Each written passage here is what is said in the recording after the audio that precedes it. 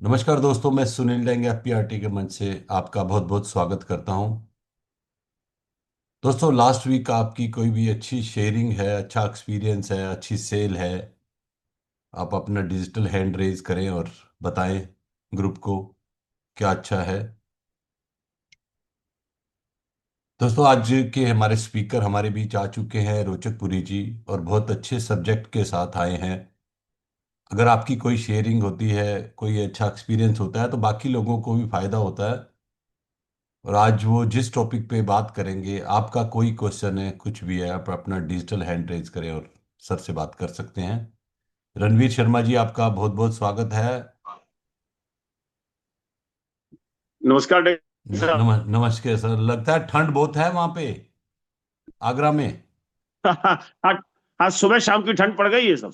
अच्छा अच्छा सर, अभी जी दिल्ली जी। तो इन चीज़ों से दूर है सर, अभी तो। अजय त्यागी जी भी हमारे बीच आ चुके हैं। अजय त्यागी जी नमस्कार। डॉक्टर विजेंद्र हुड्डा जी नमस्कार। विजय विकास भारद्वाज जी नमस्कार सर, नमस्कार। सुरेश अरोड़ा जी नमस्कार। सुरेश सर। हाँ जी सुनील भाई नमस्कार। नमस्ते। कल्याण दास अरोड़ा जी नमस्कार। संजीव शर्मा जी नमस्कार।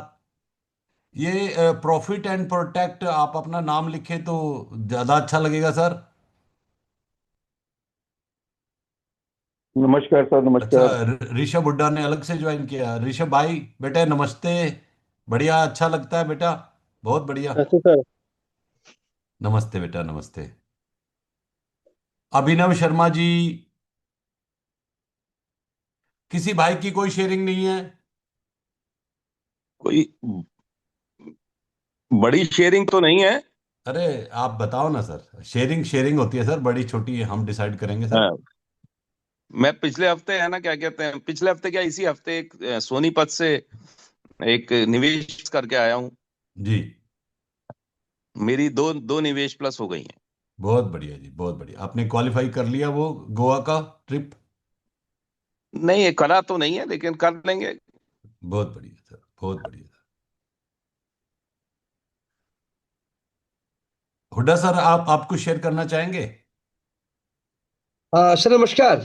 नमस्कार सर। सर देखो, शेयरिंग की तो बात यह है कि मेरे को बड़ा सौभाग्य प्राप्त हुआ एलआईसी की तरफ से। जी। अभी हमारा 10 नवंबर को गैलेक्सी क्लब का कन्वेंशन था पुरी में। अच्छा। तो भगवान जगन्नाथ जी के बहुत बढ़िया दर्शन हुए। ओहो। और मैंने वहां अपने सभी अपीआरटी के साथियों, अपने सभी क्लाइंटों, सभी मित्रों के लिए वहां प्रार्थना की बहुत कि बढ़िया। हमारी जो भारतीय जीवन बीमा संस्था है हाँ वो हाँ। वर्ल्ड में नंबर 1 नंबर और बनी रहे, बहुत बढ़िया जी, और बहुत हमारा बढ़िया। पीआरटी चलता रहे। और सर इसी के माध्यम से मेरा बेटा लखनऊ गया था, तो वहां गुप्ता सर से उनको रूबरू होने का मौका मिला, बहुत ऋषभ को। बढ़िया। अच्छा, अरे वाह। हाँ जी, तो गुप्ता सर के साथ फोटो भी खिंचवाया इसने।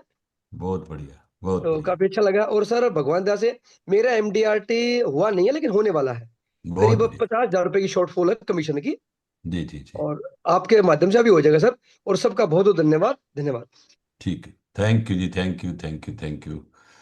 अच्छा, हमने हमने ये पूरी मिस किया था। हमने कहा था हम नहीं जाएंगे, हम उसके पैसे लेंगे। चलो आपने बता दिया, अब अप्लाई कर देंगे हम भी।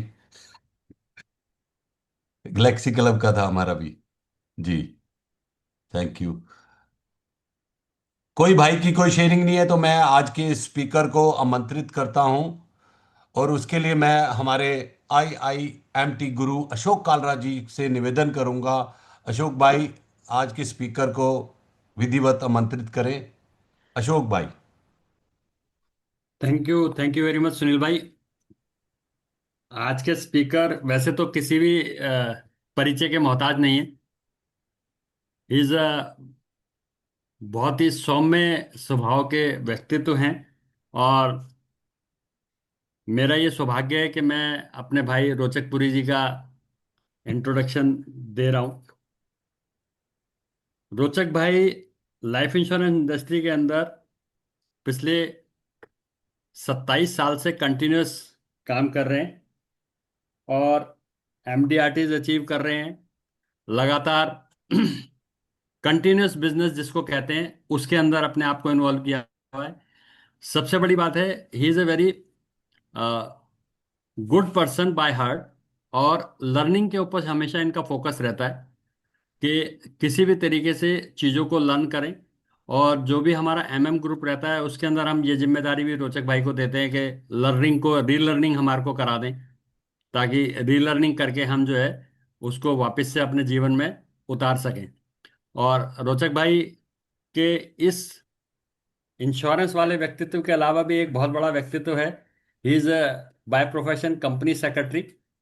और कंपनी सेक्रेटरी होने के नाते जितनी कंपनीज के बारे में लीगल और बढ़िया तरीके से लोगों को गाइड करते हैं, वो एक अपने आप में अचीवमेंट है इनकी। साथ के साथ परिवार का पूरा ध्यान रखते हैं। जैसे एफपीआरटी भी इनका परिवार है, उसका भी पूरा ध्यान रखते हैं। और मजे की बात ये कि बीएनआई आप सब लोगों ने सुना होगा, business network international business. BNI के अंदर is a very proud member. Proud member के साथ साथ इन्होंने बहुत सारी अचीवमेंट्स उसके अंदर की हैं। कई डिफरेंट डेजिग्नेशंस को बीएनआई को संभालते हुए, जहां पर सभी तरह के बिजनेसमैन अपने बिजनेस को ग्रो करने के लिए आते हैं, रोचक भाई उसको भी मेंटेन करते हैं।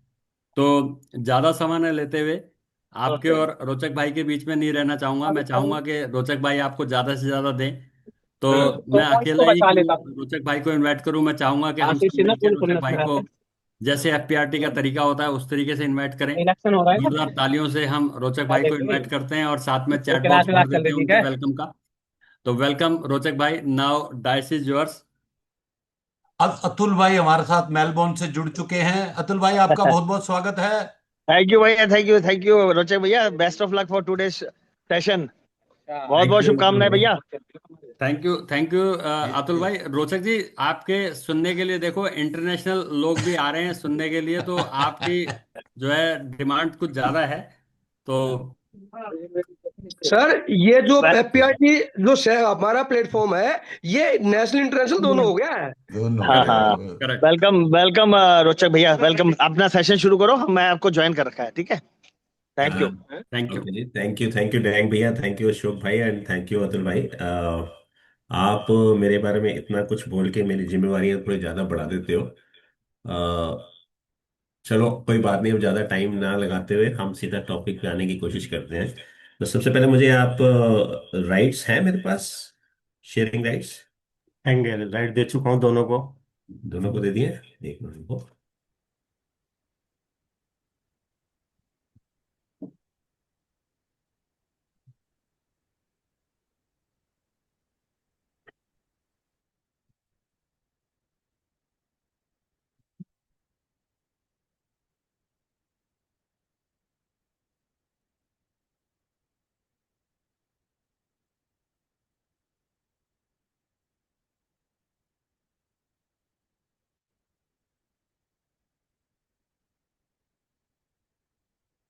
ओके, तो अभी जैसे कि मुझे बताया गया ये प्लेटफॉर्म इंटरनेशनल हो गया है और इंटरनेशनली भी इसको देखा जा रहा है, तो मैंने कहा क्यों ना ऐसी कोई प्रेजेंटेशन की बात की जाए जो इंटरनेशनली वैलिड हो। तो कोशिश की है मैंने वो करने की। तो आइए उस पर बात करते हैं। आज का जैसे टॉपिक है, टॉपिक का जैसे बात की अतुल भाई और बैंग रोचक भाई। जी, जो दूसरा आपने ज्वाइन किया हो ना उसको म्यूट करो, वो आवाज गूंज रही है उसकी। हाँ, वॉल्यूम कम कर दो उसका अब आ रही थोड़ा सा। है? आ रही है, इसको जीरो करो वॉल्यूम को ना। हाँ, वॉल्यूम मैंने जीरो करा है उसको। किया था, वापस आ गया, वो आपने किया था। ओके, माइक ऑफ करना पड़ेगा, वॉल्यूम नहीं हो।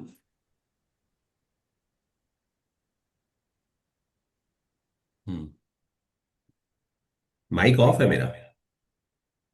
चलो आप करो, कोई बात नहीं, करिए। ज्यादा डिस्टरबेंस है क्या? नहीं वो नहीं रोचक भाई, इट्स ओके नाउ। अब अच्छा, आपका एक माइक ऑफ है, एक चालू है। ओके ओके, ठीक है। तो चलिए, तो आज कोशिश है इंटरनेशनल स्टैंडर्ड्स को के हिसाब से अपनी प्रेजेंटेशन को देने की कोशिश करी है आज।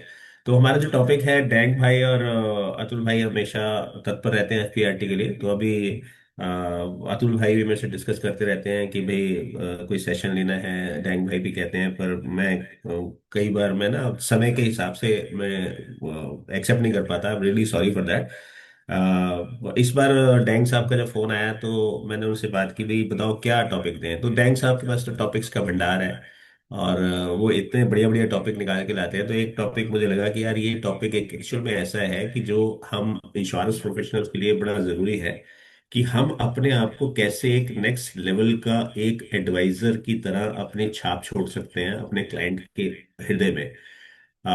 कल जैसे अतुल भाई ने भी बात की थी एक वीडियो में, अगर आपने सुना हो तो उन्होंने बात की थी, अगर आपके टारगेट्स हैं एमडीआरटी सीओटी टीओटी के, तो एमडीआरटी सीओटी टीओटी ये कैसे टारगेट है, ये एक ऐसा, मतलब ये एक इंडिविजुअल टारगेट नहीं है। मतलब you can not achieve this individually. मतलब मेरे कहने का मतलब ये है कि आप अकेले काम कर रहे हैं तो इसको बहुत आसानी से अचीव नहीं कर सकते हैं। यस कर सकते हैं, मेहनत करनी पड़ेगी, करने वाले करते हैं, टीओटी भी करते हैं। बट क्यों ना ऐसा हो कि आप जो काम कर रहे हैं आपके एमडीआरटी और सीओटी में, आपके टीओटी में, आपके क्लाइंट्स भी मदद करने लगे हैं आपको, कि भाई रोचक भाई ये आप, ये इस बंदे का 5 करोड़ का इंश्योरेंस कर देना, इस व्यक्ति का 2 करोड़ का इंश्योरेंस कर देना, इसकी चाइल्ड एजुकेशन कर देना, इसकी रिटायरमेंट प्लानिंग कर देना। तो अगर ऐसा होने लगा तो क्या आपको लगता है मजा आएगा? Please share. अगर मजा आएगा आपको लगता है तो अब चैट बॉक्स में यस लिखिए, सो दैट मुझे पता चल जाए कि आप लोग इसके साथ हैं, ये बात समझ पा रहे हैं मैं क्या कह रहा हूँ। प्लीज से यस अगर आपको लगता है कि लोग, अगर आपको, आपके क्लाइंट्स आपको मदद करने लगे कि भाई मेरे दोस्त का 5 करोड़ का बिजनेस कर दो, मेरे मेरे दोस्त की रिटायरमेंट प्लानिंग कर दो, मेरे रिश्तेदार की चाइल्ड एजुकेशन प्लानिंग कर दो, तो सब लोग मेरे ख्याल से इस बात को मानते हैं कि बजाय अगर हम अकेले काम करें, उसकी जगह हमारे क्लाइंट्स भी हमारे को मदद करने लगे हमारे बिजनेस में, तो वो रियली मजा आएगा। तो ऐसा करने के लिए हमें क्या करना पड़ेगा? तो ऐसा करने के लिए बड़ा जरूरी है कि हमारे को अपनी एक ऐसी छाप छोड़नी पड़ेगी क्लाइंट के पास में कि हम डिफरेंट हैं, लोगों से डिफरेंट क्या है। तो ऐसे बहुत सारी चीजें हैं जो हम डिफरेंट कर सकते हैं। उनमें से एक चीज डिफरेंट क्या है, वो डिफरेंट ये है कि हम पॉलिसी बेचने के अलावा पॉलिसी के बियॉन्ड कुछ सोचें। क्या सोचें? सबसे पहली बात तो हम कस्टमर की नीड को समझने की कोशिश करें। क्योंकि अगर हम कस्टमर की नीड अच्छे से समझ लेते हैं, दैट इज द बेसिक। अगर आप समझें कि की टू सक्सेस जो है लाइफ इंश्योरेंस सक्सेस में, बिजनेस में, वो एक क्लाइंट की नीड्स को समझना है। तो क्लाइंट की नीड्स समझने से होता क्या है, कस्टमर सेंट्रिक अप्रोच जो है ना, वो हमेशा ट्रस्ट बिल्ड करती है। राइट? अगर आप बात कर रहे हैं कि भाई जो आप बेचना चाहते हैं, अगर आप वो बेच रहे हैं, जो आपकी ब्रांच का टारगेट है आप वो बेच रहे हैं, राइट, तो जरूरी नहीं है कि वो सामने वाले की वो भी जरूरत हो।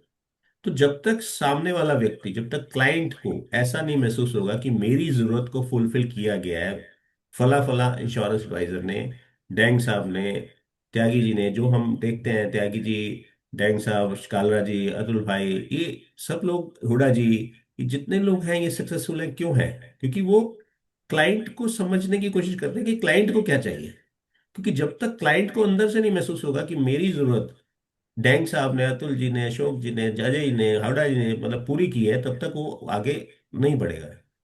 तो इसमें हमें सुरेश अरोड़ा जी बहुत अच्छा समझाते हैं। वो उनका जो एनसाइक्लोपीडिया हम उनको बोलते हैं, कि जिस लेवल पे वो कॉन्सेप्ट लेके आते हैं, क्लाइंट से बात करते हैं, वो देखते हैं, वो समझते हैं वो क्लाइंट चाहता क्या है, और उसकी जरूरत जो है, क्लाइंट की जरूरत, हम अपने प्रोडक्ट से कैसे पूरी कर सकते हैं। और इसी कारण से उनके कस्टमर्स में उनके प्रति एक ट्रस्ट बिल्ड हो जाता है, जिसके कारण से वो फाइनेंशियल सिक्योरिटी अपने आप में महसूस करता है। उसको लगता है कि भाई मैं इनसे मिल लिया हूं, मैंने इनसे काम कर लिया है, तो मुझे फाइनेंशियल सिक्योरिटी मिल ही जाएगी, मैं सक्सेसफुल हो ही जाऊंगा।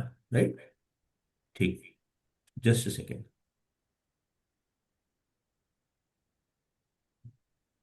आइए आगे इस पे चलते हैं।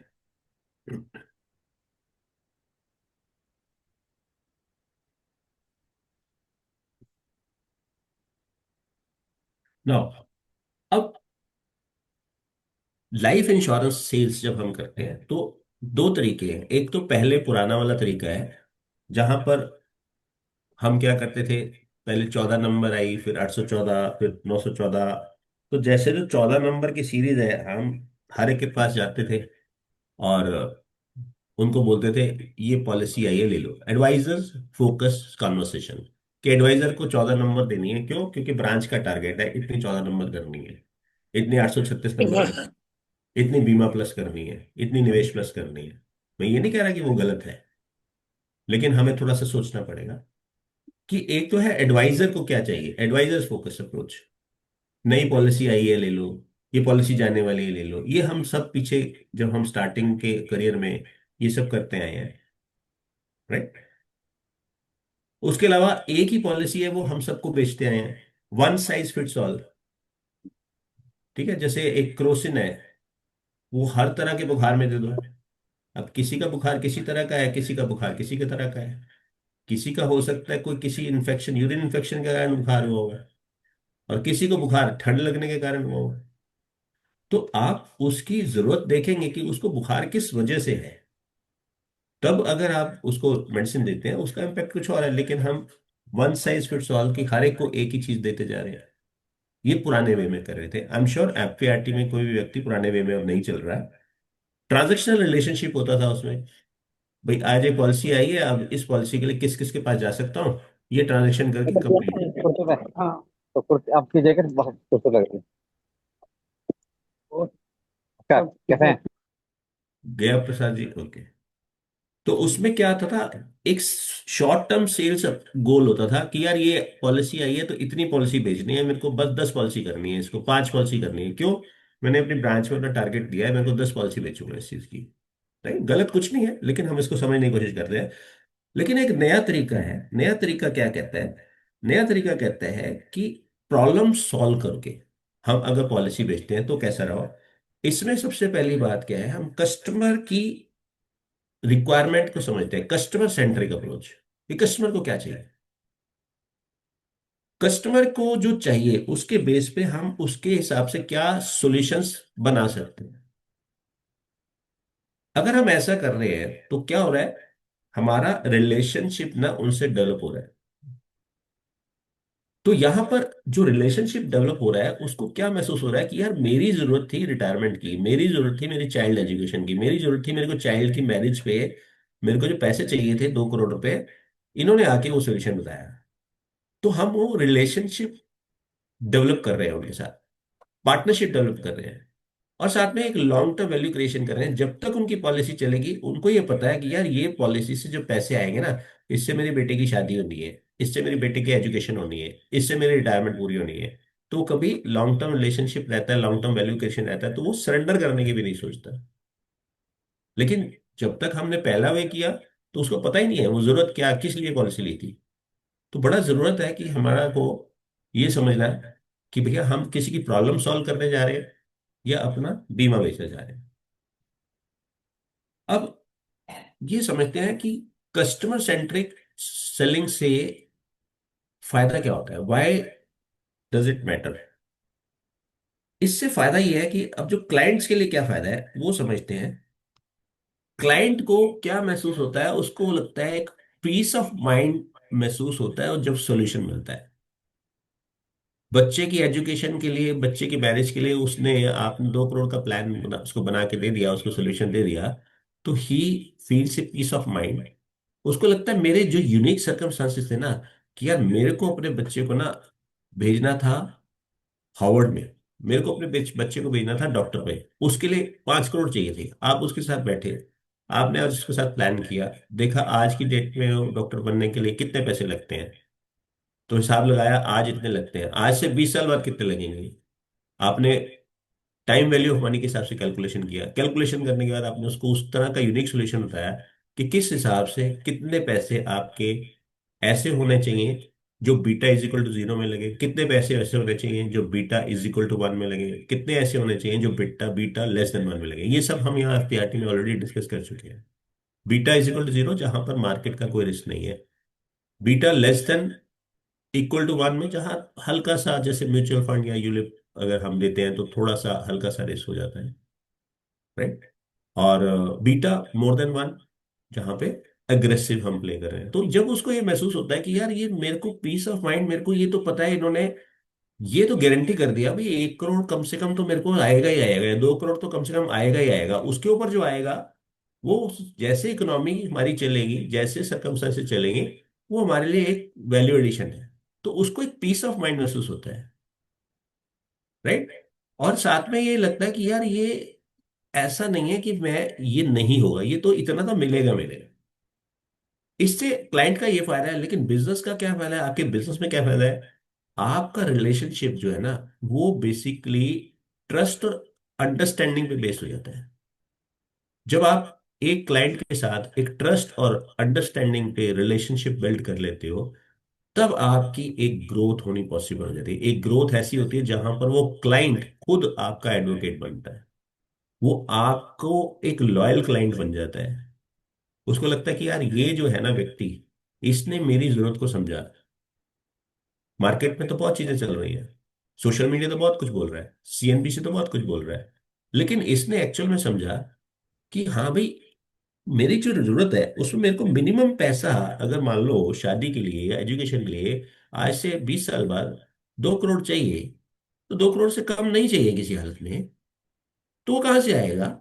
गारंटी तो एक ही प्रोडक्ट दे सकता है, जो beta is equal to 0, right. जो beta less than equal to 1 या बीटा मोर देन 1, वो हो सकता है 10 करोड़ दे दे, पर हो सकता है वाली बात है, और हो सकता है ना भी दे।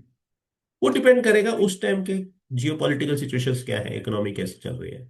तो जब उसको लगता है कि यार ये मेरे को मिनिमम रिक्वायर्ड जो है, ये इन्होंने, मेरे क्लाइंट ने, मेरे सॉरी मेरे जो एडवाइजर है उसने एक ऐसे प्रोडक्ट से सेव कर दिया कि मेरे को इतने पैसे तो मिलने ही मिलने हैं, तो उसको एक मेंटल पीस हो जाता है, जिसके कारण से वो आपके साथ एक एक अंडरस्टैंडिंग बन जाती है, वो आप पे ट्रस्ट करने लग जाता है। और उसका बेनिफिट आपके बिजनेस में है कि आपका जो ग्रोथ कोई रोक नहीं सकता, वो आपको लॉयल कैंडिडेट क्लाइंट हो जाता है। और जो ये रेपुटेशन है, इससे और अट्रैक्ट होते हैं रेफरल्स, वो और लोगों को भी रिकमेंड करता है आपको। और आपके एमडीआरटी सीओटी टीओटी में वो बढ़ के हिस्सा लेता है कि यार मेरा तो आपने किया है, मेरी बेटी को सिक्योर करा है, मेरी बेटी के साथ में एक बच्ची पढ़ने आती है, उससे बड़े अच्छे संबंध है हमारे, मेरी बेटी की बेस्ट फ्रेंड है, आप उसके पापा से जाके मिलो, यार मैं चाहता हूँ उसका भी ऐसी प्लानिंग कर दो जहां उसकी एजुकेशन, हायर एजुकेशन की प्लानिंग हो जाए, वर्ल्ड क्लास एजुकेशन की प्लानिंग हो जाए। आपने मेरी बेटी के लिए तो आपने मैरिज की प्लानिंग कर दी, जहां उसको गारंटेड इतने पैसे मिलेंगे मिलेंगे। आप मेरी मेरे मेरे दोस्त की बेटी के लिए भी ये कर दो। तो आपको लगता है जितने लोग इस तरह से काम कर रहे हैं उनके साथ ऐसा होता है? प्लीज अगर होता है ऐसा तो आप चैट बॉक्स में लिखिए यस ऐसा हो रहा है, सो दैट मुझे पता चले जो मैं बात कर रहा हूँ वो सच में आप लोगों के साथ हो रही है या नहीं हो रही है। जो लोग इसको फॉलो कर रहे हैं, क्लाइंट्स की नीड को समझ के सेल कर रहे हैं, उनके साथ ऐसा हो रहा है। 2 ही लोगों के साथ हो रहा है, जया प्रसाद जी के साथ हो रहा है, बाला साहब के साथ हो रहा है, ओके कुछ लोगों के साथ हो रहा है, yes, very good very good. तो मतलब हमें राइट ट्रैक पे हूँ, तो इसका मतलब ये सबके साथ हो रहा है। आगे बढ़ते हैं। तो ये हमारे को पता चल गया, जब हम कस्टमर की नीड समझ के वो पॉलिसी या कोई उसके सॉल्यूशन प्रोवाइड करते हैं, तो उसका आपके क्लाइंट के लिए क्या बेनिफिट है और बिजनेस के लिए क्या बेनिफिट है। अब आगे और समझते हैं नेक्स्ट लेवल पे। जब पीस ऑफ माइंड कब आता है? जब उसको व्यक्ति को पता चलता है कि यार ये जो सॉल्यूशन इन्होंने दिया है ना, ये मेरे लिए स्पेशल बनाया हुआ है। एक तो होता है रेडीमेड शर्ट, आप मार्केट में जाते हैं, रेडीमेड शर्ट लेके आते हैं, रेडीमेड सूट लेके आते हैं, रेडीमेड ट्राउजर लेके आते हैं। दूसरा होता है आप एक टेलर के पास जाते हैं और टेलर आपका नाप लेता है कि कंधे इतने हैं तो इतने होने चाहिए, स्लीव्स यहाँ तक होनी चाहिए, आपकी पॉकेट यहाँ लगी होनी चाहिए, पैंट में पॉकेट सीधी होनी चाहिए, राइट, यानी आपकी जरूरत के हिसाब से वो आपकी जो ड्रेस है वो डिजाइन करते हैं। तो टेलर्ड अप्रोच, टेलर्ड सॉल्यूशन देता है। वो टेलर करके, टेलर जो है आपके आपके हिसाब से कपड़े बनाता है। यही सॉल्यूशन हम जब क्लाइंट की जरूरत को समझ के उसके सॉल्यूशन प्रोवाइड करते हैं, तो उसको हम टेलर्ड सॉल्यूशन जब बोलते हैं, उससे होता क्या है कि वो टेलर्ड सॉल्यूशन जो क्लाइंट है उसकी जो अपनी खुद की स्टोरी है, हर क्लाइंट की अलग स्टोरी है, हर क्लाइंट का पास्ट डिफरेंट है, हर क्लाइंट का फ्यूचर डिफरेंट है, हर क्लाइंट की अपने बच्चों के लिए रिक्वायरमेंट, फ्यूचर गोल्स डिफरेंट है। तो उसको ये लगता है ये जो पॉलिसी है ना मेरी लाइफ की स्टोरी के साथ मैच कर रही है। ठीक है, चाहे वो प्रोटेक्ट करने के लिए बात हो फैमिली को, जहां हम टर्म इंश्योरेंस की बात करते हैं, चाहे वो उनके लोन्स को सिक्योर करने की बात हो, चाहे वो एजुकेशन के ड्रीम्स को फुलफिल करने की बात हो, ये जो व्यक्ति ने सॉल्यूशन दिया ना ये मेरी रिक्वायरमेंट में फिट बैठ रहे हैं। दोस्तों हम ऐसे ही करते हैं क्या?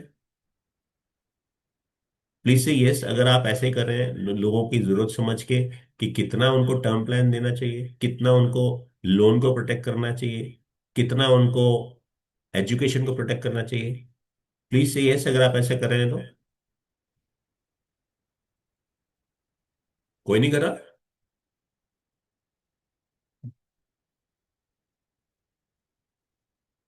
लगभग ऐसा कर रहे हैं।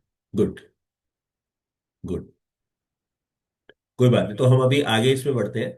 और आई एम श्योर कि ये इसके बेनिफिट्स देखने के बाद सेशन पूरा होते होते आप सब में ऐसा महसूस होगा, आपको लगेगा कि हाँ, हम इस तरह से करें तो कैसे हमारे क्लाइंट ही हमारे को हेल्प कर देंगे कि कैसे हमें एमटीआरटी करना है, कैसे हमें सीओटी कंप्लीट करना है, कैसे टीओटी कंप्लीट करना है। तो हम बात कर रहे थे जो पीस ऑफ माइंड कैसे आती है जब व्यक्ति को लगता है कि यार मेरी लाइफ स्टोरी के हिसाब से मेरी लाइफ, एसपीजी कह रहे हैं 100% नहीं। ओके, चलो ठीक है, कोई बात नहीं सर, अभी आप इसको देखेंगे तो आई एम श्योर कि आप इस पे फॉलो करना स्टार्ट करेंगे टेलर्ड सॉल्यूशन में। सो उसको ये लगता है कि ये चीज यार मेरे हिसाब से है, मेरे हिसाब से लोन्स को प्रोटेक्ट किया गया है, मेरे हिसाब से मेरी लाइफ को प्रोटेक्ट किया गया है, मेरे हिसाब से मेरे बच्चों के एजुकेशन को प्रोटेक्ट किया गया है इस सॉल्यूशन में। तो वो टेलर सॉल्यूशन से पीस ऑफ माइंड मिलता है। दूसरा, उसको अफोर्डेबल कवरेज का महसूस होता है कि यार जितना मैं अफोर्ड कर सकता हूँ उस प्रीमियम में मेरी ये सारी की सारी सॉल्यूशन प्रोवाइड प्रोवाइड हुआ है। उसको लगता है कि फाइनेंशियल सिक्योरिटी, और एक्चुअल में ऐसा है भी, फाइनेंशियल सिक्योरिटी जो कि सबसे ज्यादा जरूरत उसकी फैमिली की फ्यूचर को सिक्योर करने की है, वो प्रोवाइड की गई है। राइट? और उनके होम को, उनकी लिगेसी को, कि वो जो पैसा है जितना उन्होंने बनाया, जैसे हमने देखा सुरेश अरोड़ा जी अक्सर बताते हैं कि पैसा, फंड्स बनाना एक अलग बात है, सॉरी, वेल्थ जनरेट करना एक अलग बात है, पर वेल्थ को प्रोटेक्ट करना, उसको परपेचुएट करना एक अलग बात है। तो वेल्थ को प्रोटेक्ट करना और उसको परपेचुएट करना कि मेरे बाद वो सही हाथों में जाए, वो लिगेसी का प्लानिंग हुआ नहीं हुआ? क्या ऐसा तो नहीं है मैं पैसा छोड़ के जा रहा हूं, मैं देने दे के नहीं जा रहा किसी को? हम देखते हैं ऐसे कई परिवार होते हैं जहां पर नेटवर्थ तो बहुत है, उनके पास पैसा तो बहुत है, बट उन्होंने ऐसा कोई सिस्टम नहीं क्रिएट किया कि मेरे जाने के बाद मेरा वारिस कौन। राइट? तो ऐसे में हम देखते हैं वो क्या होता है, कोर्ट के चक्कर ही लग रहे होते हैं। तो उसको बोलना छोड़, उसको कहते हैं छोड़ के जाना है। जहां पर एक पेरेंट ने डिसाइड किया कि यार मेरी ये वेल्थ में, ये मेरी दुकान है, ये मेरी मकान है, ये मेरे म्यूचुअल फंड्स हैं, ये मेरे एलआईसी पॉलिसीज हैं, ये मेरे बैंक हैं, मैं किस किस को कितना कितना कहाँ कहाँ दे के जाना चाहता हूँ, वो उन्होंने विल किया है या उन्होंने नॉमिनेट किया है। तो वो एक प्रॉपर लिगेसी की हम बात कर रहे होते हैं। जब हम ऐसी बात करते हैं अपने क्लाइंट के साथ, जब हम उसको ये समझाते हैं, तो उसके और करीब आते हैं, ट्रस्ट बिल्ड करते हैं हम उनके साथ में। राइट? क्लाइंट अपने आप को एम्पावर समझने लग जाता है, वो वो खुश हो जाता है, उसको लगता है यार मैंने एक बड़ा अच्छा काम किया, मैंने एक इन्फॉर्म्ड डिसीजन लिया है, मैंने चीजों को समझ के प्रॉपर नॉलेज के साथ, अंडरस्टैंडिंग के साथ इस चीज को, मैंने सोल्यूशन को लिया है। और कोई प्रेशर टेक्निक नहीं है, मेरे पास किसी ने प्रेशर नहीं किया कि यार ये पॉलिसी ले लो, ये सोल्यूशन ले लो। जैसे कई बार देखा होगा हम, कभी कभी प्रेशर में किसी को चीज बेचने की कोशिश करते हैं, वो प्रेशर किसी को पसंद नहीं आता। तो जब हम ये जिस तरह से नीड को अंडरस्टैंड करके जब हम पॉलिसी बेचते हैं, जब हम उनको सोल्यूशन प्रोवाइड करते हैं, तो एक्चुअल में उनको जो क्लाइंट है उसके साथ ये आउटकम्स निकल के आते हैं। राइट। अब आगे बढ़ते हैं। Building A foundation of trust and growth. When you prioritize understanding over selling, remarkable things happen to your business. तो जब हम बेचने से ज्यादा लोगों को एजुकेट करना पसंद करते हैं, उनको अंडरस्टैंड कराने की कोशिश करते हैं, सेलिंग बाद में, पहले समझाने की कोशिश करते हैं, पहले हम देखते हैं उनकी क्या रिक्वायरमेंट, पहले हम समझते हैं उनको क्या चाहिए, फिर जब हम समझते हैं तो फिर उनको समझाते हैं, तो उसका बेनिफिट क्या होता है? ये रिमार्केबल रिजल्ट्स आते हैं। पहला, हम उनके दिमाग में एक ट्रस्ट बिल्ड कर पाते हैं। उनको महसूस होता है कि आप जेन्युइनली केयर करते हो उनके लिए। सिर्फ ऐसा नहीं है कि आप सेल क्लोज करने की बात कर रहे हो। तो और ये जो कनेक्शन है ना, ये आपकी हर इंटरेक्शन में उनको सामने नजर आता है। कुछ भी उन्हें करना है, कुछ भी उनकी जरूरत है, कुछ भी फाइनेंशियल डिसीजन लेने हैं, तो उनको क्या लगता है कि यार ये बंदा व्यक्ति अच्छा है, इससे मैं बात करूं, ये मेरी प्रॉब्लम को समझेगा और मेरे को सही सॉल्यूशन प्रोवाइड करेगा। राइट। अल्टीमेटली इसका बेनिफिट क्या होता है? आपको रेफरेंस बढ़ने शुरू हो जाते हैं।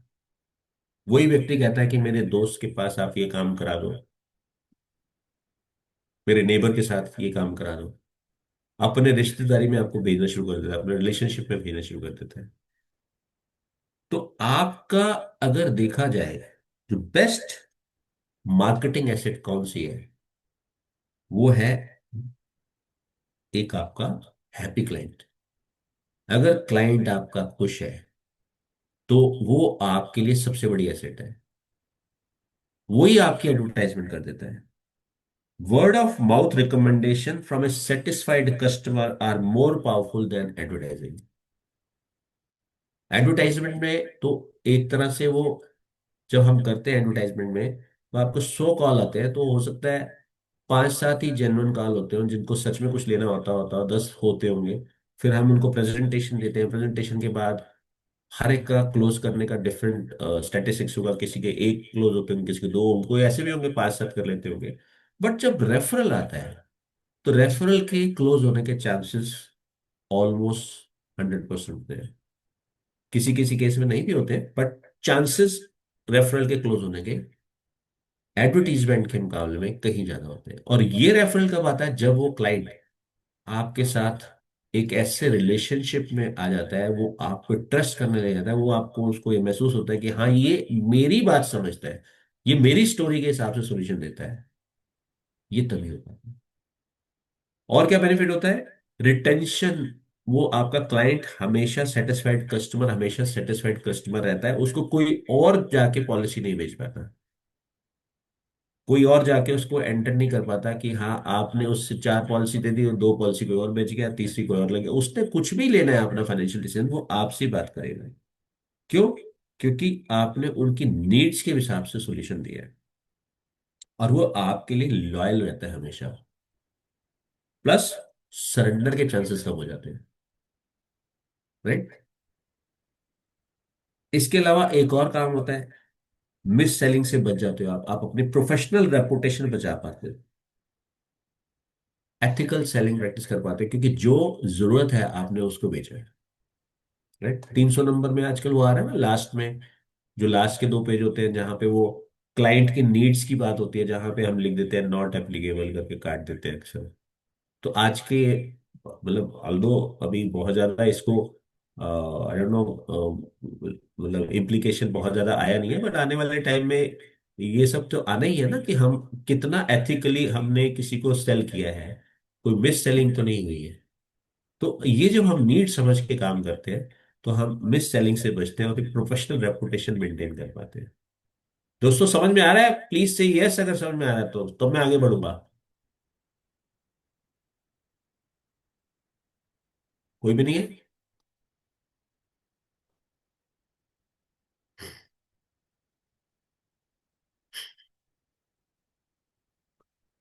ओके, ठीक है जी, काफी लोग हैं जो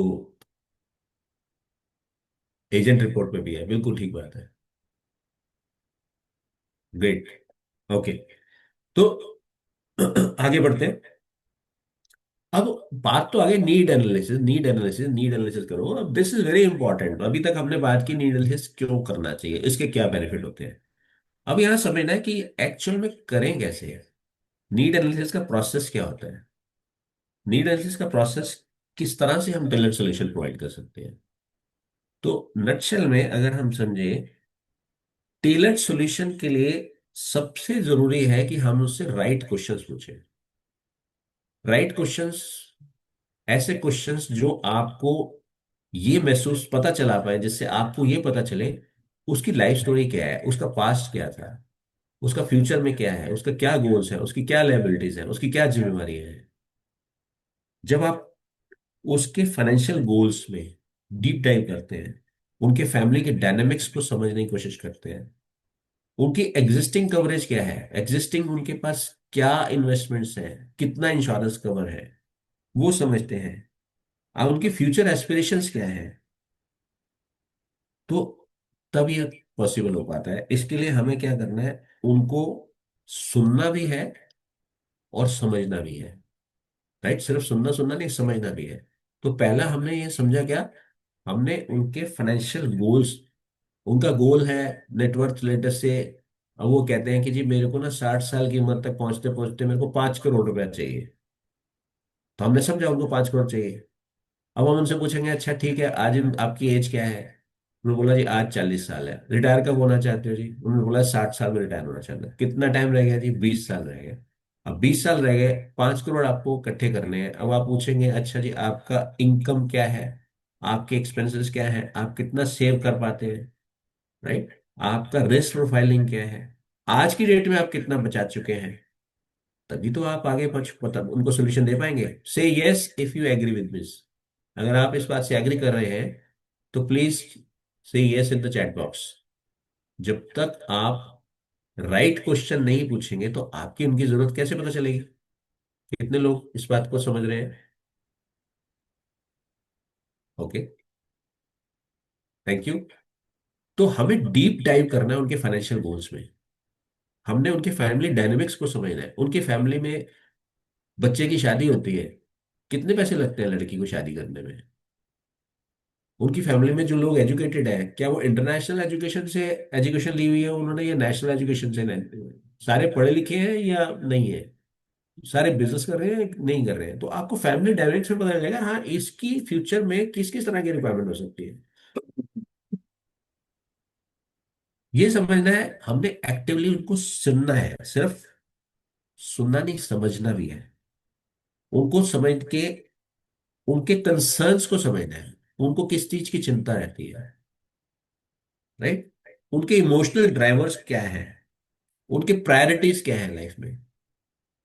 एक व्यक्ति की प्रायोरिटी है कि मेरे को तो बेटी के लिए ना एजुकेशन पे फुल फोकस करना है, मैं मैरिज पे नहीं खर्चा करना है। आपने बहुत सारे लोग ऐसे देखे होंगे, मैरिज तो यार अपने आप कर लेंगे, हमने एजुकेशन ठीक कर ली तो मैरिज तो हो जाएगी। ऐसे बहुत सारे लोग देखे होंगे। और बहुत सारे ऐसे लोग देखेंगे यार नहीं नहीं शादी तो यार हमारा ना मतलब एक धर्म है, और हम ये चाहते हैं कि समाज में हम दिखावा मतलब करना दिखा सकते हैं कि भाई हाँ हमने भी बेटी की शादी की है तो हमें 5 करोड़ लगाया है। हर तरह के लोग हैं, हर तरह की एक स्टोरी है उनकी, हर तरह के फैमिली डायनामिक्स है। गलत कोई नहीं है, उनकी रिक्वायरमेंट है। तो हमने ये समझना है उनके कंसर्न्स क्या है, उनकी प्रायोरिटी क्या है। क्या वो एजुकेशन को प्रायोरिटी दे रहे हैं, क्या वो अ, बच्चे की मैरिज को प्रायोरिटी दे रहे हैं, क्या बच्चे को सेटल करने के लिए प्रायोरिटी दे रहे हैं, या उनकी अपने रिटायरमेंट के लिए भी कोई प्रायोरिटी है, वो इंडिपेंडेंट रिटायरमेंट जीना चाहते हैं, राइट। और ये सब करने के फाइनेंशियल डिसीजंस के लिए उनका इमोशनल ड्राइवर कौन है, किस बात से वो उस डिसीजन को लेते हैं, कौन इमोशनली ड्राइव करता है उनको। क्या उनके पेरेंट्स ड्राइव करते हैं, पेरेंट्स से पूछ के करेंगे, चार्टर्ड अकाउंटेंट से पूछ के करेंगे, वाइफ से पूछ के डिसीजन लेंगे। ये आपको हेल्प करते हैं। अब ये सब करने के बाद जब हम उनको सॉल्यूशन प्रोवाइड करते हैं, कैसे, आप डिफरेंट सॉल्यूशंस उनको प्रोवाइड करेंगे, may be different in forms of policies, life insurance policies, may be mediclaim policies, may be personal accident policies, mutual funds, right. जो जो आपके पास के बास्केट में चीजें हैं, जब आप उनको उनकी जरूरत के हिसाब से उनको क्या चाहिए, नॉट इसलिए कि मुझे ये बेचना है, तो आप उनको सोल्यूशन प्रोवाइड करते हैं। उनका रिस्क प्रोफाइलिंग क्या है, रिस्क प्रोफाइलिंग कितना रिस्क ले सकते हैं, क्या इनको beta is equal to zero product देना चाहिए तो कितना देना चाहिए, क्या इनको अग्रेसिव प्ले कराना चाहिए, क्या ये रिस्क लेने की हालत में है, उनकी फैमिली में कितनी लाइबिलिटीज हैं, कितनी जिम्मेवारियां हैं, क्या ये फर्स्ट टाइम इन्वेस्टर है, क्या इनके पास आपस बैकग्राउंड में बहुत सारा फंड्स है, बहुत सारी नेटवर्थ है, कि अगर मान लो 10 करोड़ है तो चाहे 30-40 लाख रुपए से डूब भी गए तो कोई दिक्कत नहीं है। या ये व्यक्ति ऐसे हैं यार, इनके पास तो घर भी अपना नहीं है, अभी तो 3 बहनें भी आने वाली है, इसको मैं क्या इक्विटी में लाना ठीक रहेगा। यहाँ हमें ये चीजें समझनी है, राइट। और जब हम ये करते हैं तो उसका बेनिफिट हम देख ही चुके हैं। Show them how different policies और different solutions solve their specific problem, connect feature to their actual needs, not benefits. उनकी जरूरत को, जो आपने अगर मान लो कोई पॉलिसी उनको सजेस्ट किया, जीवन लाभ सजेस्ट किया, जीवन उमंग सजेस्ट किया, राइट, या जीवन उत्सव सेलेक्ट सजेस्ट किया आपने, या आपने कोई उनको जीवन अक्षय दिया, तो उनकी जरूरत के हिसाब से वो कैसे वो पॉलिसी फिट होगी वो बताना है, ना कि पॉलिसी के क्या बेनिफिट है। पॉलिसी के बेनिफिट नहीं बताने, पॉलिसी के बेनिफिट में कोई इंटरेस्टेड नहीं है। हर व्यक्ति सुनने में इंटरेस्टेड है कि उनकी लाइफ स्टोरी में ये जो आप सोल्यूशन दे रहे हो ये कैसे फिट हो रहा है, ये कहाँ कहाँ काम आएगा, वो कैसे उनकी सोल्यूशन पूरा करेगा, कैसे उनकी रिक्वायरमेंट पूरी करेगा, ये सोल्यूशन देना है। जब आप ये दे पाते हैं तो आप ये एक ऐसा ट्रस्ट बिल्डअप कर पाते हैं जहां वो आपको ही रिकमेंड करने को बाध्य हो जाता है, राइट। तो ये हमने रोड मैप देखा टेलर्ड सोल्यूशन के लिए, नीड एनालिसिस प्रोसेस क्या होना चाहिए। अब इसी प्रोसेस के अंदर बड़े सारे क्वेश्चंस हो सकते हैं, क्वेश्चन राइट क्वेश्चंस में बहुत सारे क्वेश्चंस हो सकते हैं जो रिलेटेड टू उनकी डायनेमिक्स होते हैं, जो उनकी कवरेज से रिलेटेड है, जो उनके फ्यूचर एस्पिरेशन या गोल से रिलेटेड है, उनके कोई लोन्स तो नहीं है उससे रिलेटेड है, राइट। अब थोड़ा सा कुछ हल्के से क्वेश्चंस की बात कर रहे हैं जो उनकी रियल नीड्स जिससे हम समझ पाए। जैसे फैमिली एंड फाइनेंशियल सिचुएशन अगर समझने हैं तो किस तरह के क्वेश्चन पूछो भाई, आप जो कमाते हैं आपकी इनकम पे कौन कौन डिपेंड करता है। एक व्यक्ति है जो जिसकी फैमिली में सिर्फ वो है, उनकी वाइफ है और उनके बच्चे हैं, और पेरेंट्स जो है वो ऑलरेडी वेल सेटल्ड है, बिजनेस की इनकम आ रही है या गवर्नमेंट से रिटायर्ड है, तो उसको ना अपने बच्चों के लिए जो करना है अपने लिए करना है, कुछ पेरेंट्स के लिए कुछ नहीं करना है। एक दूसरा व्यक्ति है जिसके पास वो उसकी वाइफ है, 2 बच्चे हैं और माता पिता हैं, वो उनकी कोई रिटायरमेंट इनकम नहीं आ रही, बुजुर्ग है और 3 बहनें भी आने वाली हैं। तो उनकी जरूरत डिफरेंट हो सकती है, भले ही दोनों का इनकम लेवल सेम हो, लेकिन फ्यूचर गोल्स डिफरेंट है, राइट। उनकी इनकम पे डिपेंड करने वाले लोग डिफरेंट है, उनकी रिस्क प्रोफाइलिंग डिफरेंट है। तो हमने ये समझना है उनका फैमिली एंड फाइनेंशियल सिचुएशन में कौन कौन लोग उनकी इनकम पे डिपेंड कर रहे हैं। ऐसे नहीं एक ही चीज ली और सभी को बेचे जा रहे हैं। मेजर फाइनेंशियल ऑब्लिगेशंस क्या है, फ्यूचर में क्या सोच रखा भाई, बच्चे की एजुकेशन, बच्चे की मैरिज, या और भी उनकी कोई, हर एक की अपनी स्टोरी होती है, हर एक की अपनी रिक्वायरमेंट होती है। कोई कहता है मेरे को मंदिर बनवाना है जी मैं रिटायर होने से पहले, कोई कहता है मैं स्कूल खोलना है जी उसके लिए पैसे इकट्ठे कर रहा हूँ, कोई कहता है मेरे को स्टार्टअप खोलना है उसके लिए पैसे चाहिए। हर एक की रिक्वायरमेंट अलग हो सकती है। तो उनकी फाइनेंशियल ऑब्लिगेशन क्या है, आज की डेट में उनके पास कितना कवरेज है, ठीक है, और ऐसी कौन सी चीज है जो आपको रात को सोने नहीं देती, जिसके लिए वो लगा हुआ है कि यार ये मेरा अचीव हो जाए। उसकी गोल्स एंड प्रायोरिटीज क्या है, अगर आपको कुछ हो जाए तो आप अपनी फैमिली के लिए क्या चाहते हैं, फ्यूचर में कितने एक्सपेंसेस के लिए आपको प्लानिंग करना मतलब आपको लगता होने चाहिए। फाइनेंशियल सिक्योरिटी का मतलब क्या है आपके लिए, आज की नीड्स और फ्यूचर प्रोटेक्शन को आप कैसे बैलेंस करते हैं। ये कुछ क्वेश्चंस है, सिर्फ यही क्वेश्चन नहीं ऐसे, और इसके अराउंड बहुत सारे क्वेश्चंस बन सकते हैं। ये किस लिए हम इस क्वेश्चंस की बात कर रहे हैं यहाँ पर, हम उनको समझने की कोशिश कर रहे हैं आखिर उनको जरूरत क्या है। उनकी फैमिली डायनेमिक्स क्या है, उनके गोल्स क्या है, उनकी प्रायोरिटीज क्या है, कौन सी ऑब्लिगेशंस है, उसकी जरूरत में के हिसाब से क्या मेरे पास कोई सोल्यूशन है, या मेरे पास कोई सोल्यूशन है क्योंकि मेरे को बताया गया मेरी ब्रांच का टारगेट है, मैं उसके पास लेके पहुंच गया। राइट। तो we need to understand this. अब एक थोड़ा सा ये केस स्टडी समझते हैं। जो पहली जेनरिक अप्रोच थी उसके हिसाब से एक व्यक्ति गया, कविता जी थे मैडम, 35 साल की एक लेडी थी। उनको एक टर्म प्लान बेचा गया जहां पर उनसे सिर्फ ये उनकी स्पेसिफिक सिचुएशन की बात करी गई, और जो कवरेज दिया गया टर्म प्लान का वो मल्टीपल्स होता है ना, एक एनुअल इनकम के हिसाब से इतने मल्टीपल तक बन सकता है जी, आपको सिर्फ 2 करोड़ तक बन सकता है, हम आपको 2 करोड़ का दे देते हैं।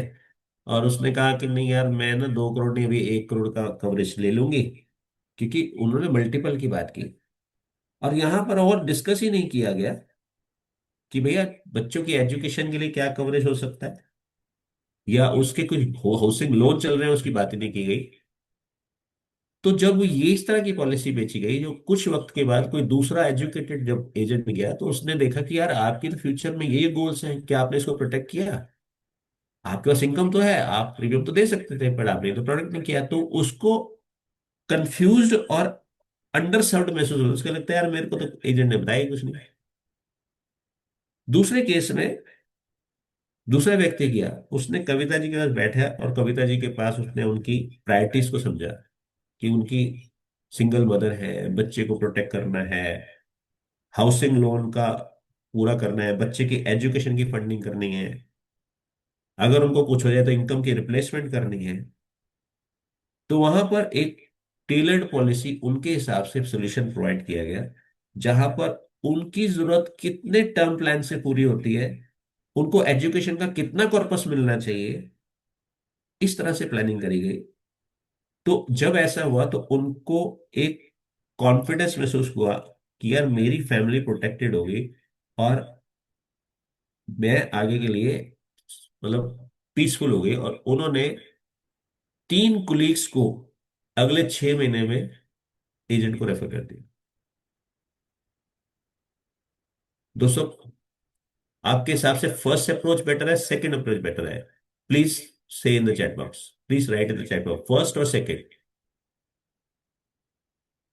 पहली अप्रोच अच्छी है या दूसरी अप्रोच अच्छी है? Second. Second one, very good, second one.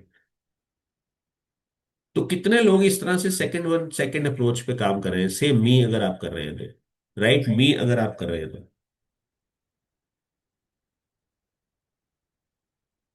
Very good, बहुत बढ़िया। तो आउटकम क्या हुआ? Greater satisfaction.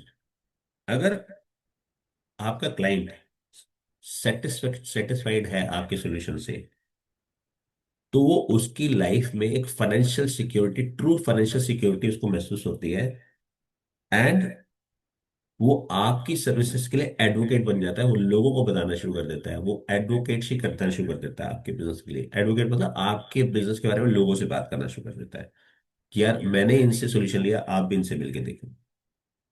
Result speaks for themselves. ये रिजल्ट्स हैं। 87% लोग ऐसे केस में रिटेन करते हैं। Advisers using need based selling report significantly higher retention rate. उनके जो क्लाइंट्स हैं उनके रिटेंशन 87% तक होती है। उनको अपने कस्टमर के पास, जैसे हम कहते हैं रेफरल जाके मांगो, उनको रेफरल मांगने की जरूरत नहीं पड़ती, उनके पास रेफरल वो कस्टमर खुद ला के देता है। 3 गुना उनको ज्यादा रेफरल्स मिलते हैं जब हम कस्टमर सेंट्रिक अप्रोच से बात करते हैं। और क्लाइंट सेटिस्फेक्शन का अगर रेशियो देखा गया तो 94% जो क्लाइंट है, हायर सेटिस्फेक्शन उन्होंने बताया, उनकी सेटिस्फेक्शन अपने एडवाइजर्स के साथ में, ट्रस्ट लेवल और सेटिस्फेक्शन 94% के लेवल पे बताई गई। राइट। तो अगर हम ये देखें, invest in relationships not just in policies, तो हमें करना क्या है? रिलेशंस में काम करना है। पॉलिसी नहीं बेचनी, एक बार गए पॉलिसी बेच दी। We have to build relation. कैसा रिलेशन? कि क्लाइंट के पास आपके अलावा कोई नाम ही ना हो। उसको पता है कि यार मेरा ना फ्यूचर में, मेरी अगर किसी भी तरह की मेरे को इन्वेस्टमेंट डिसीजन लेना है, तो मेरे लिए कौन व्यक्ति है? यही व्यक्ति है, आप ही हैं। वो आपको ही कॉल करें। वो रिलेशनशिप बनाना है, राइट? तो अब जब आप एक अंडरस्टैंडिंग से ट्रस्ट बिल्डअप करते हैं, अंडरस्टैंड करके उनकी सिचुएशन को अंडरस्टैंड करते हैं, उसके हिसाब से लोग होते हैं, तो this makes every client conversation about their needs, not your product. उनको ऐसा फील होता है, और एक्चुअल में आप ऐसा करते भी हैं, कि उनकी जरूरत के हिसाब से आप उनको कॉन्वर्सेशन करके सॉल्यूशन दे रहे हैं, ना कि अपना प्रोडक्ट बेच रहे हैं। आप एक अच्छा कवरेज जो उनके लिए जरूरत है वो दे पाते हैं, match solution to real situation, protecting what matters most. And आप उनका फ्यूचर प्रोटेक्ट कर पाते हैं, create lasting financial security that gives family peace of mind. तो आज से हमें करना क्या है? हमें कस्टमर सेंट्रिक अप्रोच अपनानी है।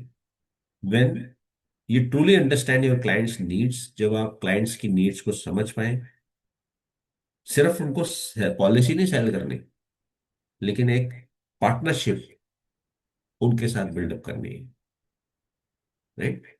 कितने लोग कमेंट करते हैं कि अगर आज तक हम नहीं कर रहे थे, और अगर कर रहे थे हम इसे नेक्स्ट लेवल पे लेके जाएंगे, जहां पर हम क्लाइंट को समझेंगे, क्लाइंट की रिक्वायरमेंट समझेंगे, वो उससे क्वेश्चंस पूछेंगे, रेलेवेंट क्वेश्चन पूछेंगे, उसके गोल्स के बारे में बात करेंगे, उसकी प्रायोरिटीज समझेंगे, उनके फैमिली डायनामिक्स के बारे में सोचेंगे, समझेंगे, उनका आज की डेट का क्या कवरेज है वो समझेंगे, उनके फ्यूचर गोल्स क्या है वो समझेंगे। फ्यूचर गोल्स के हिसाब से आज मेरी अगर गोल, मतलब फ्यूचर गोल 5 करोड़ चाहिए, आज मैं कहाँ पहुंचा हूं वो समझेंगे। उसके बीच में कितना गैप रह गया, 5 करोड़ चाहिए था, 1 करोड़ हो गया, 4 करोड़ का गैप है, वो समझेंगे। उस 4 करोड़ को गैप को पूरा करने के लिए कितने साल है वो अंडरस्टैंड करेंगे। और उसके बाद हम क्लाइंट को सॉल्यूशन प्रोवाइड करेंगे। कितने लोग आज इस बात के लिए एग्री करते हैं कि हम आज से काम करेंगे? Okay, very good. तो दोस्तों क्या लगता है, अगर इस तरह से हम काम करेंगे रिजल्ट आएगा? से यस अगर आपको लगता है रिजल्ट आएगा। से यस अगर आपको लगता है कि क्लाइंट आपको एडवोकेट करेगा, क्लाइंट आपके एमडीआरटी करने में मदद करेगा, क्लाइंट आपके सीओटी टीओटी के टारगेट्स पूरे करेगा। यस। तो दोस्तों, अब आज की डेट में समय यही है कि हम क्लाइंट की नीड को समझें, क्लाइंट नीड करने की समझने के बाद फिर सॉल्यूशन प्रोवाइड करें, एक ट्रस्ट बिल्ड करें, एक अंडरस्टैंडिंग बिल्ड करें, जहां पर क्लाइंट सिर्फ ये कहे कि मेरे लिए अगर कोई सोल्यूशन देगा तो यही व्यक्ति है, और नहीं देगा। और दोस्तों बहुत बहुत धन्यवाद, आपने मुझे सुना, ध्यान से मौका दिया। और प्रेजेंटेशन, मेरी फॉर्मल प्रेजेंटेशन यही कंप्लीट होती है। If you have any questions तो हम उसके लिए बात करते हैं। मकसूद सैयद जी कुछ पूछना चाहते हैं, अनम्यूट करके बात करें एक बार। ये सर प्रेजेंटेशन बंद कर दीजिए। ओके जी, just a second. Maqsood ji बात करें अनम्यूट करके। हेलो मकसूद सैयद जी।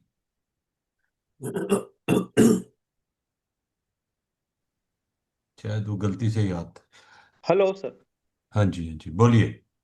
एक एक मतलब काफी एक चीज बार बार मतलब कोई सीखी है उसको थोड़ा मैं करेक्ट करना चाहता हूँ। आप जैसे एक्सपीरियंस 27 साल के सर जो रोचक सर है उनके थ्रू ऐसा कहते हैं कि अपने आप को आप स्पेशलाइज रिप्रेजेंट करो, जैसे कि रिटायरमेंट, जैसा चाइल्ड। तो अगर उनको उसको रियलाइज नहीं होता तो उसको जनरेट करो नीड। और वो कहा मतलब जो कहता है कि नीड बेस्ड सेलिंग ये जुना हो गया है, तो which is the better best for trust building. Okay, तो देखो, जो स्पेशलिस्ट होता है ना, उसकी तो वैल्यू ज्यादा है ही है, no doubt about it, right? तो अब देखो, यहाँ जो नीड बेस की बात करी गई, नीड बेस की बात करी गई, वहां पर जब आप ये समझिए आप सभी तरह के प्रोडक्ट करते हैं, आप म्यूचुअल फंड भी करते हैं, मेडिक्लेम भी करते हैं, इक्विटी भी करते हैं, लाइफ भी करते हैं, मे बी आप प्रॉपर्टीज भी करते हैं, तो वहां आपने उनकी जरूरत के हिसाब से बेचा है। तो ये वहां बात की गई, ये नहीं कि ये एक ही पॉलिसी बेचनी है दूसरी बेचनी नहीं। इवन रिटायरमेंट प्लानिंग की भी बात करें तो वहां भी आपको उनकी चीज समझने की बात करनी है। उनकी रिक्वायरमेंट क्या है, क्या उनके पास गारंटेड फ्लो ऑफ इनकम चाहिए, गारंटेड पैसिव इनकम चाहिए, या उनका काम नॉन गारंटेड पैसिव इनकम से हो सकता है। That is also specialization, that is also need based. तो नीड बेस्ड का जो काम है वो आप स्पेशलाइज्ड भी हो जाते हैं तब भी आपको उनकी नीड ही समझनी है। स्पेशलाइज ठीक है। होने में बुरा नहीं है, स्पेशलाइज होना अच्छी बात है। चाइल्ड एजुकेशन है, उसमें भी आपको नीड ही समझनी है, क्या उनको डोमेस्टिक एजुकेशन बच्चे के लिए करानी है या वर्ल्ड क्लास करानी है, दैट इज ऑल्सो नीड। क्या मैं समझा पा रहा हूँ बसु जी? बहुत बहुत हाँ सर, बढ़िया। समझ रहा हूँ। है ना? तो आप स्पेशलाइजेशन किसी भी फील्ड में करें, आपको जो अच्छा लगता है आप उसको करें, बट जहां भी करें वो नीड बेस्ड करें, तो आई एम श्योर कि वो रिजल्ट आएगा। एक बहुत और बढ़िया। चीज सर, हाँ मतलब जी। एक और, मतलब ऐसा हम देखते हैं, आदमी नीड को प्रायोरिटी न दे के वांट को priority, people go for their want not for their need. जी। तो उस पे भी थोड़ा क्लैरिटी दो तो अच्छा होगा। ओके, तो देखिए ऐसा है कि ये तो ना हम सबकी ही नेचर ऐसी है कि हमें जो नीड है उससे ज्यादा वांट पसंद होती है। इसके लिए हम सिर्फ एजुकेट कर सकते हैं, और हमारा ओके। धर्म है एजुकेट करना। और सामने वाला व्यक्ति कब समझेगा ये उसका धर्म है। कृष्ण जी ने 18 चैप्टर बना दिए अर्जुन को समझाने के लिए कि मार सामने कौरव है। अगर वो 17 चैप्टर तक न समझ जाते तो उनको 18 चैप्टर बनाने नहीं पड़ते। बहुत बढ़िया। कृष्ण जी का और अर्जुन जी का रिश्ता क्या हमारे और हमारे क्लाइंट से कम है? उनका रिश्ता तो बहुत बड़ा रिश्ता था। मानते हैं बात? धन्यवाद। धन्यवाद सर, काफी उन, अच्छे तरीके से मैं मतलब समझ पाया आपकी क्लैरिटी से। उनका गूढ़ रिश्ता था, उसके बाद भी कृष्ण जी को 18 चैप्टर लग गए समझाने में। जब गीता उपदेश हुआ तो हम और क्लाइंट का रिश्ता तो किसी लेवल का नहीं। तो हमारा जो मकसद है, हमारा जो धर्म बनता है कि हम क्लाइंट को एजुकेट करें, एजुकेट करें, एजुकेट करें। उसको जब समझ में आना है वो तब समझ में आएगा हमने अपना धर्म निभाना है, और आई एम श्योर वो रिजल्ट आएगा भी। तो राइट? भैया का तो नाम ही मकसूद सैयद, मकसद से मैच होता है। बहुत थैंक बढ़िया। यू एक सर। बात हेलो, जी। जी। एक बात मैं कहना चाहता हूँ कि नीड तो सबकी है। हमने जो सॉल्यूशन देना है उसके वांट का देना है। अगर वो बच्चे को एजुकेशन देना चाहता है, वो गवर्नमेंट स्कूल में देना चाहता है, और वो उसको नॉर्मल एजुकेशन, तो उसको तो नॉर्मल सिस्टम बनाना ही कोई जरूरत ही नहीं है। अगर वो डेस्टिनेशन करके मतलब आपका बड़ी हायर लेवल पे देना चाहता है, तो वो उसकी वांट है कि कितने हायर लेवल पे, उसी को पूरा करना है हमें। यहाँ पे जो नीड का मतलब यही है कि वो क्या चाहता है। नीड चाचा तो जी, जो मैं सबकी है, समझ पाया ना। बच्चों को पढ़ाना है, बच्चों की शादी करनी है। अब शादी तो भैया 5 लाख में भी होगी और 1 करोड़ में भी होगी। अगर उसकी वांट 1 करोड़ की है, हमें तो उसको 1 करोड़ को इकट्ठा करने के लिए ही सोल्यूशन देना है। बहुत बढ़िया सर, बहुत बढ़िया अरोड़ा साहब, बहुत बढ़िया। अब मैं चाहूंगा आज के सेशन, रोचकपुरी सर ने बहुत बढ़िया सेशन लिया, और मैं चाहूंगा अजय त्यागी जी हमारे बीच हैं, हमारे धावक। मैं चाहूंगा अजय जी, आप रोचक भाई का वोट ऑफ थैंक्स दें। आपको क्या अच्छा लगा वो भी जरूर बताएं। अजय भाई, वेलकम सर। रोचक भाई के वक्तव्य में, इनकी प्रस्तुतिकरण में या इनकी व्यक्तित्व में कोई ऐसी चीज नहीं है जो अच्छी ना लगती हो। ठीक है ना। अरे वाह, मैं बहुत मैं बढ़िया, पिछले बहुत बढ़िया। हाँ, मैं पिछले 19 साल से इनके, मतलब बड़े भाई हैं मेरे से, देखने में मेरे से छोटे लगते हैं पर देखने में बड़े हैं, तो इनके सानिध्य में हूँ। और इनका जो पॉजिटिव ऊर्जा प्रवाह है वो रियली मतलब मस्त है। और अभी गया प्रसाद जी ने लिखा था, मेरी आपसे रिक्वेस्ट है उनकी बातों पर, उनके वक्तव्य पर ध्यान दें रोचक जी, कि आप जल्दी जल्दी आया करें तो रोचकता बनी रहती है। ठीक है ना। रोचक भाई बहुत ही मतलब पॉजिटिव एनर्जी का, तो मतलब आप ये समझे कि खान है, माइन है वो। और रियली बहुत ही जो कस्टमर सेंट्रिक अप्रोच है, आप अभी गीता का भी आपने जिक्र किया था, 18 अध्याय का किया था रोचक जी। मैं तो ये कहता हूँ कृष्ण जी ने पूरे 18 अध्याय सुना के, बोलते हैं ना कि वो वांट पे अड़ा रहता है या डिजायर पे अड़ा रहता है। कृष्ण जी ने लास्ट में अर्जुन को भी बोल दिया, देख मैं तेरे को धर्म अधर्म सच झूठ तेरा कर्म क्या है सब कुछ बता चुका हूं, आगे तेरी मर्जी है तू क्या करना चाहता है। तो सभी का ठेका नहीं लिएंगे हम, हमें सिर्फ अपना काम करना है। हमें कृष्ण जी की तरह उसे सिर्फ समझाना है कि आपका कस्टमर एज पर कस्टमर सेंट्रिक अप्रोच आपको ये चाहिए, उसका इंटरव्यू लेके फैक्ट फाइंडिंग करके। और उसके बारे में आज आपने कमाल कर दिया रियली।